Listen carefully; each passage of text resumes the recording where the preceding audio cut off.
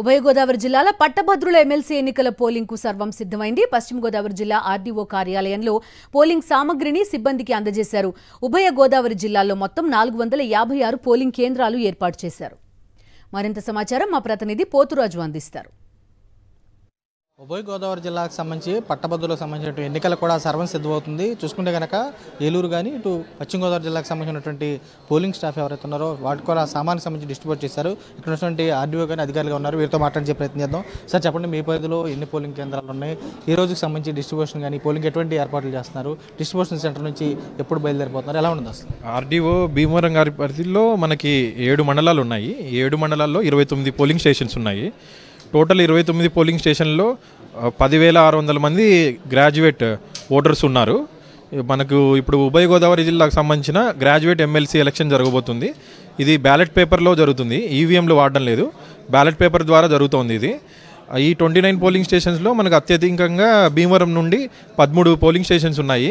ఇందులో మనకు PSM school మన సోమేశ్వర స్వామి టెంపుల్కి దగ్గరగా ఉంది. అక్కడ రథోత్సవం జరుగుతుంది రేపు ఈవినింగ్. కరెక్ట్ పోలింగ్ అయిపోయే ముగింపు సమయానికి రథోత్సవం అక్కడ వస్తుంది. ఆల్రెడీ నిన్న ఎస్పీ గారు డిఎస్పీ గారు అక్కడ స్కూల్ని విజిట్ చేయడం జరిగింది. అక్కడ ఎలాంటి ఇబ్బందులు రాకుండా అన్ని చర్యలు వాళ్ళు తీసుకుంటామని మాకు చెప్పడం జరిగింది. ఇంకా అక్కడ పవర్ కట్టు ఇలాంటివి కూడా జరుగుతాయి స్కూల్లో, అందుకే బ్యాకప్గా జనరేటర్ ఇలాంటి ఏర్పాటు చేసుకున్నాం మేము.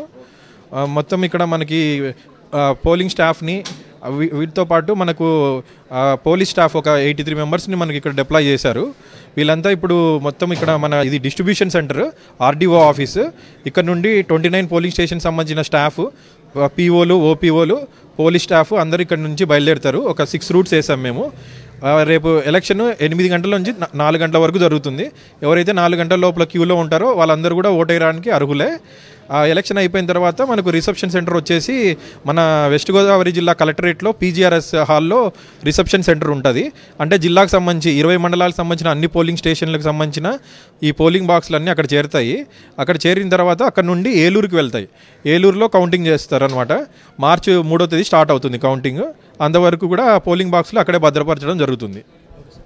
ఓవరాల్గా చూసుకుంటే కనుక ఇక్కడ ఉన్నటువంటి పశ్చిమ గోదావరి జిల్లాకు సంబంధించి చూసుకుంటే కనుక ఇక్కడ ఉన్నటువంటి చూస్తే 90 పోలింగ్ కేంద్రాలు ఉన్నాయి. ఇక్కడ నుంచి అక్కడ చూస్తే కనుక ఏలూరు జిల్లాకు సంబంధించి చూస్తే 120 పోలింగ్ కేంద్రాలు ఉన్నాయి. అక్కడ 3 లక్షల మంది ఓటర్లు కూడా పట్టభద్రులు ఎవరుతున్నారో ఏలూరుకి సంబంధించి జిల్లాకు సంబంధించి వినియోగించుకోబోతున్నారు. ఇక్కడ పశ్చిమ గోదావరి జిల్లాకు సంబంధించి కూడా సుమారు 60,000 మంది ఎవరైతే ఉన్నారో పట్టభద్రులు కూడా వీరు కూడా రేపు ఉదయం అయితే ఓట్లను అయితే వినియోగించుకునేటువంటి అవకాశం అయితే స్పష్టంగా కనబడుతుంది. విజయ్ కుమార్ రాజు, సాక్షి టీవీ, పశ్చిమ గోదావరి జిల్లా.